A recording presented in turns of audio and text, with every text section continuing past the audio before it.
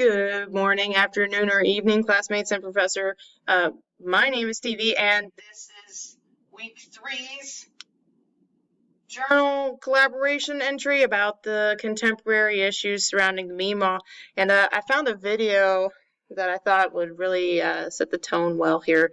So let's have it.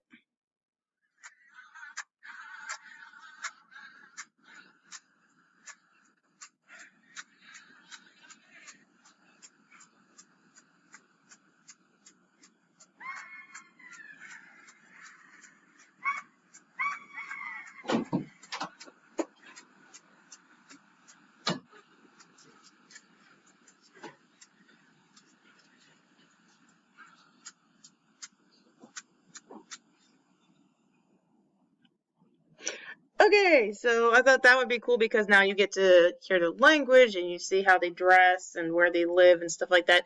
Eskasoni is one of the largest Mi'kmaq communities in eastern Canada.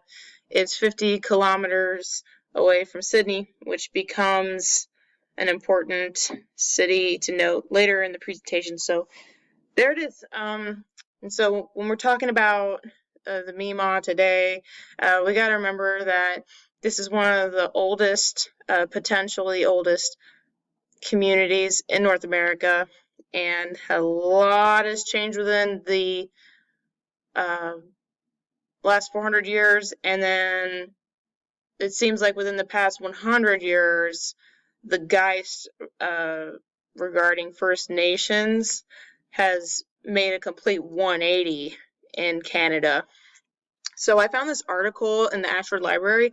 It was dated 1938, and it was an ethnographer comparing skulls and different characteristic traits of artifacts for Mi'kmaq Indians, and it was pretty appalling to read because the implications of those kind of studies in the early 20th century could lead to, scientifically proving cultural inferiority. And I thought that was very it didn't seem like the intentions would have been pernicious, but the way that it was written, if it was in the hands of the wrong people, it could have been very dangerous. And of course, now we would probably consider an article like that just to be flat out racist. So there you have it. Now, where it seems as though the Geist is all about revival. Now I'm finding recent articles by ethnographers that are Mi'kmaq. They're doing articles and they're learning about their culture as they go. Even if they had lived on a reservation, or even if they had parents who spoke the language, it's always in the introduction what the background is of that particular ethnographer, but I mean, it seems to be the case. So you got to keep that in mind as you all find your articles as well. We're all learning together, basically. And then you have the reservation life. There are still reservations. Mi'kmaq, they are sovereign, I guess, to their 7 historic districts. They still kind of quote unquote own them, and millions of people live on these reservations. Although I get conflicting information as to the actual population of the Mi'kmaq, and we got to remember that Eastern Canada had been colonized by England and France, so a lot of the Eastern Canadian Mi'kmaq will speak probably 2 to 3 languages, and if you see signs in those areas, they're going to be in English, French, and Mi'kmaq.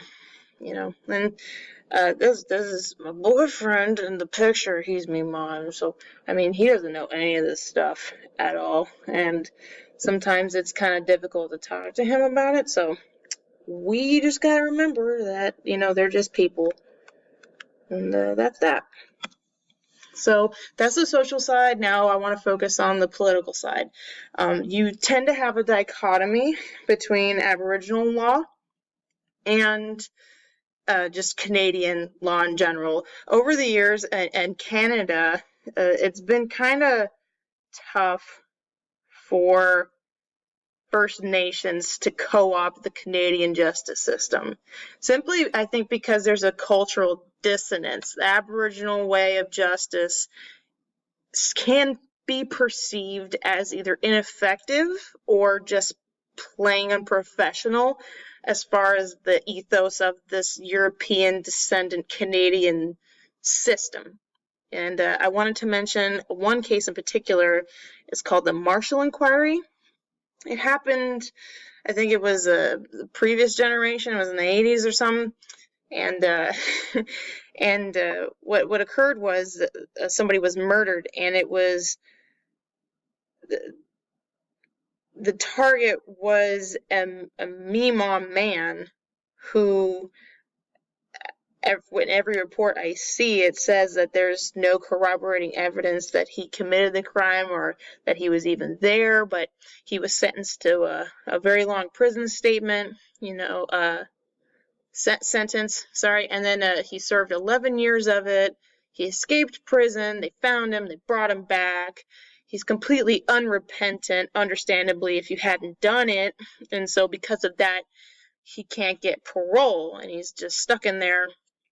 And it's really hard to get him a fair trial, according to many news sources. And it's believed because of this underlying racial tension that caused a kangaroo court against a Mi'kmaq man.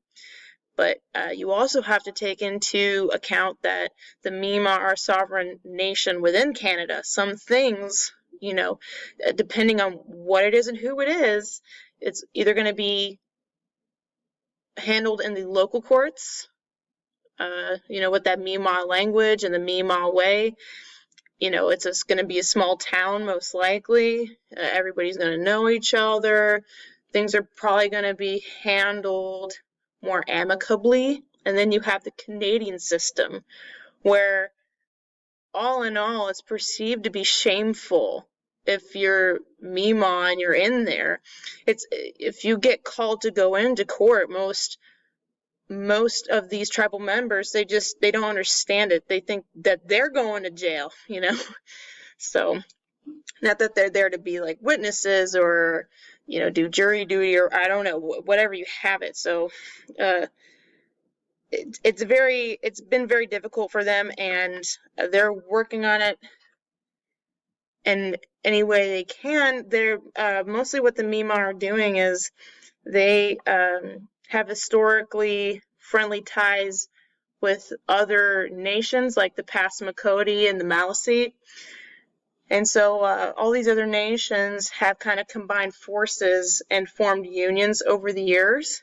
When it came to war, they formed confederacies in the 1800s. And nowadays you see I think it's the Union of Nova Scotia Indians and the National Indian Bureau, I think is what it's called, and they are advocating for change, and they're the ones who are on the front lines of all of this. And you also have the changing geist is because of media coverage. So you have newspapers in all three languages talking about these issues. They're trying to lay out the facts.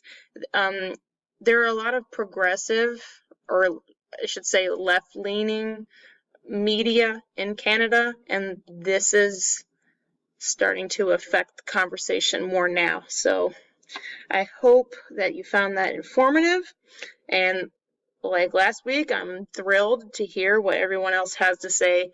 Hope I didn't drone on too long. Have a nice night. Take care. Bye.